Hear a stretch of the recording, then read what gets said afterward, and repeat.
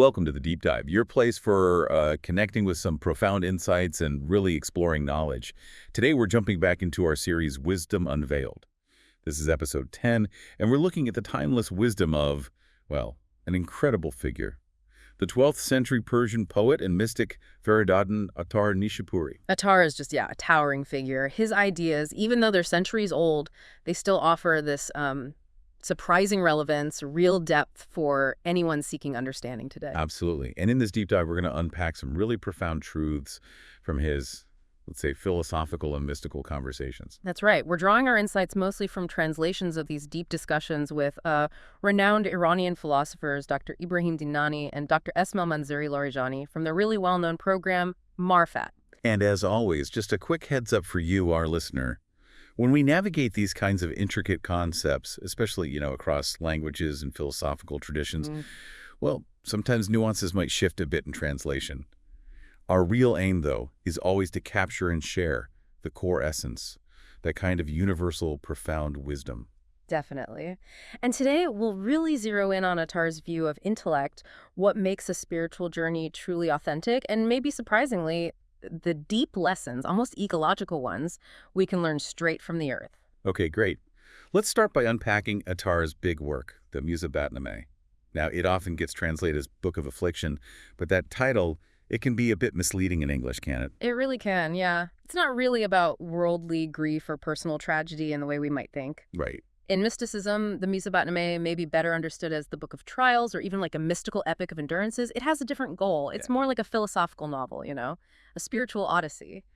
The affliction here means those deep challenges, the inner struggles on the path to truth, not just like bad luck. Okay. And while it's maybe less famous than his Tazkirat al-Awliya, his biographies of saints, it holds these incredibly valuable, diverse insights, all wrapped in beautiful poetry. It's a real treasure trove. And right at the heart of this epic, Attar puts this fascinating character, the Salik Ifikrat, literally the seeker of thought. So that immediately makes you ask, well, what is Saluk, this spiritual journey? Because just moving around, that's not it, is it? Exactly. Not every movement is Saluk. A rock, for instance, doesn't have saluk. It just moves if pushed. Plants, animals, they move, they grow, react instinctively. It's inherent, maybe programmed. Right. But saluk for Attar, it's conscious. It's a deliberate movement towards truth. It's infused with awareness, love, that search for ultimate reality. And Attar stresses that only thicker conscious thought, reflection, has this capacity for real saluk because it's intentional, it's searching, it's aiming for higher understanding. Okay, so this Salik Ifikrat, the seeker of thought, sets out. And one of the first huge obstacles is traversing what Attar calls the khayal, the army of imagination. This isn't just like a passing fancy, is it? He paints imagination as this vast, powerful, almost uncontrollable force. Yeah, it's a really vivid metaphor. What Attar is getting at here is the sheer speed, the pervasiveness of imagination. I mean, no earthly speed compares to how fast imagination travels, how it infiltrates everything inside us. It doesn't really respect boundaries. You try to shut one door, it just slips in another way. And being captive to what he calls bad imagination, that's shown as incredibly dangerous. It can lead you way off track, distort reality, create illusions, basically block real spiritual progress. He's not just daydreaming then. No, not at all. It's about getting caught in the destructive or, distracting power of thoughts you haven't mastered. So after navigating this chaos of imagination, the seeker finally arrives before something really profound. Akle rasta as equal. The intellect freed from its fetters. Now, we usually think of intellect as being about structure, logic, maybe even constraints. So is Attar saying our usual idea of intellect is actually a limitation? How can intellect be fettered? That's such a key point. The word aql itself, intellect in Arabic, it comes from equal. The hobble for a camel. Exactly. The rope used to tie a camel's leg. So it's this striking paradox. True intellect, in Attar's mystical view, isn't bound by those kinds of things. It's inherently unbound, free. He contrasts this pure intellect, which he often links to kerad, the Persian word for wisdom, with intellect that is constrained. And how does it get constrained? Well, by material desires, by chasing worldly things, by narrow prejudices, focusing only on limited knowledge or, letting the ego run the show. An intellect that's truly rested as equal is liberated from all that lower stuff. It can perceive truth without hindrance. Okay. And the seeker then addresses this pure, unbound intellect with some really powerful titles. First, Dasturi halo akli man, the master of my binding and unbinding. Mm. What does that title tell us about intellect's role in our sort of practical lives? It tells us intellect is basically the director of all human affairs. I mean, think about it. Life is just a constant series of binding and unbinding, like making commitments, forming connections, creating order, deciding on truths. And unbinding is about knowing what to let go of, dissolving bad ties, reevaluating beliefs, freeing ourselves from limits. Without a pure intellect, none of that personal stuff, social, spiritual, can be managed properly. It's a core faculty for navigating life's complexity, making wise choices about what to hold on to and what to release. And the seeker also calls intellect nakwad, the critic, the discriminator. That suggests a very specific job, doesn't it? Beyond just general thinking. It really does. What Attar emphasizes here is that intellect's special function is precisely knack to critically discern, to separate pure from impure, right from wrong, correct from incorrect. Animals, for instance, they discern mostly by instinct, right? And they rarely get it wrong in their own environment. True. But humans, using intellect, we can mess up badly if that intellect isn't pure, if it's clouded by desires, biases, external pressures. So purifying the intellect, making it a perfect nakwad, that's a tough, lifelong journey, like crossing many seas of experience, constantly refining its ability to see clearly. Then comes this incredibly powerful image. Kirke taklicht in bar caddy toast. The manful of religious duty is sown upon your stature. That implies a super deep connection between intellect and responsibility. Like our ability to reason makes us responsible. This brings up a huge question. Who or what is actually accountable? And Attar's answer is clear. Only the rational being, the one with intellect. Animals, plants, inanimate objects, they aren't held accountable. They lack that specific faculty. So, in a way, intellect is responsibility. Every choice has a why. Exactly. Every action, word, choice carries this implicit why, a question of accountability, even if it's just your own conscience asking. Divine duties, ethical duties, they're given to the intellect, and then the intellect chooses whether to embrace them or not. What's more, a pure intellect can intrinsically know good from bad, justice from injustice, even without a specific command. Knowing injustice is wrong, that's deeper than just law or scripture. And finally, the seeker says about intellect, to biadi nisti sarhadi tust, your boundary extends to the limit of non-existence. That sounds very paradoxical. How can your limit be nothingness? Well, if we connect this to the bigger picture, it really highlights intellect's boundless nature within existence. Non-existence isn't a place, right? It's not a thing to be a boundary. It's just the absence of being. So saying intellect's limit is non-existence basically means that within the realm of being, of existence, intellect has no inherent limit. It's potentially boundless in its ability to explore, understand, conceive. Now, intellect knows what it doesn't know. That's a kind of limit, a humility. But the very act of knowing its limits implies this amazing ability to somehow transcend them. That makes it potentially limitless in knowing. It's that paradox. Recognizing limits confirms its unbounded potential. Wow. This whole deep dive into intellect makes me think of another key distinction Attar makes between Khan, the essence, and Vage, the face or aspect. He seems to suggest that even with our best intellect, we often just grasp the observable stuff, the how, but maybe not the ultimate what it isness. Like we know how a clock works, but not the essence of time itself. Is he pointing to a fundamental limit there? You've definitely hit on a core metaphysical challenge Attar wrestles with. He implies that while our intellect can roam boundlessly within existence, it often hits a kind of veil when trying to grasp the ultimate Khan, the true intrinsic essence of anything. Take science. It's brilliant at understanding the Vage, the observable aspects of matter, how it behaves, its laws. But does it tell us what matter is at its absolute deepest level? Not really. Right. Or psychology studies endless human behaviors, motives, brain functions.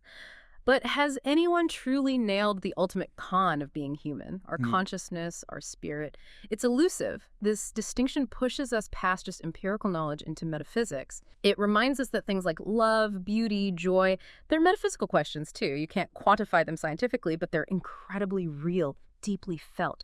We know their effects, they're Vage, but their con, that remains mystery. And what's so interesting after scaling the heights of intellect is that Attar then points us somewhere unexpected for guidance. Downwards to the earth itself. He explores this in the Musabatname through this amazing dialogue between the seeker and the earth. It feels incredibly current, like an ancient echo of ecological awareness. It is startlingly prescient, isn't it? In the dialogue, the earth identifies itself in this paradoxical way. It's both passive, like malleable raw material, yet it's also the keeper of nature's deepest secrets, holding life and wisdom. But what's really striking is the Earth's lament. It feels overlooked, treated with contempt by humanity. It talks about suffering from our disrespect, pollution, having to constantly take in the dead. That's heavy. It is. And yet, despite all this mistreatment, it keeps yielding fruit, nurturing life, sustaining everything. It's this unending act of unconditional love and sacrifice. It really does sound like a warning that our ecological problems stem directly from this fundamental disrespect. Then the Earth throws down this challenge to the seeker. How can you find life from a dead heart? Become alive within me that you may find a result. That's powerful. What does that reveal about the Earth's core virtues? What does become alive within me actually mean for us? That challenge is basically urging us to cultivate the Earth's virtues within ourselves. Attar, through the guide, points out two main ones, hom and kushkulki. Hum means this deep forbearance, profound patience, not passive resignation, but active, unwavering steadfastness. And kushkulki is a beautiful good nature, inherent goodness, manifesting as generosity. Okay. But the real key, the answer to become alive within me, is this third quality, tamal. It's way more than just contemplation. Tamal means profound, deliberate consideration, foresight, weighing long-term outcomes. It's proactive, wise deliberation.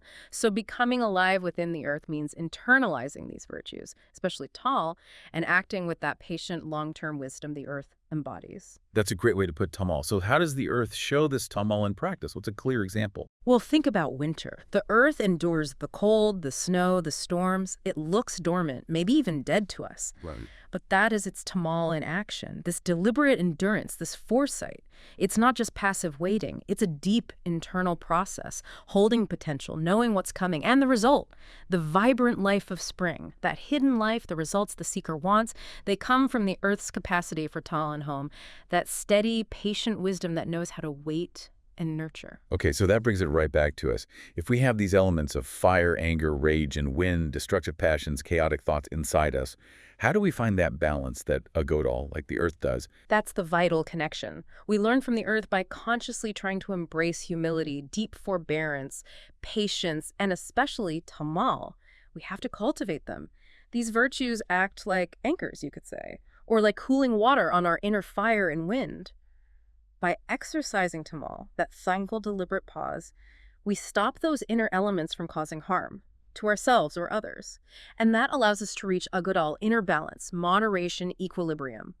It's not just nice to have, it's crucial for flourishing, for stopping our energies becoming destructive. And it sounds like this deep tamal is also linked to Tajmal beauty, grace, elegance. That's a fascinating connection, how inner discipline creates outer grace. Precisely. Attar suggests tamal, this wise thinking, leads inevitably to agodal, balance. And where there's balance, there's true beauty, Tajmal. It's not just looking pretty. It's a deep inner harmony radiating outward, shaping how we act. Think about it. Unchecked human anger, that inner fire, can burn worlds, relationships, spirit, legacies, far more than a physical fire. Tamal is that crucial pause, the reflection that brings balance. And the result is tajimal, a beautiful, graceful action or way of being. This makes me think of that incredible example Attar uses about Imam Ali in the Battle of the Trench. It seems to perfectly show tamal in action. No, it's a classic example, really. Imam Ali, this model of virtue, he's in a duel, his opponent spits on him. Right in the middle of combat. Exactly. Now, the immediate reaction would be rage, right? Personal insult. Yeah. But instead, Imam Ali pauses. He actually steps back for a moment, collects himself, then returns to finish the fight.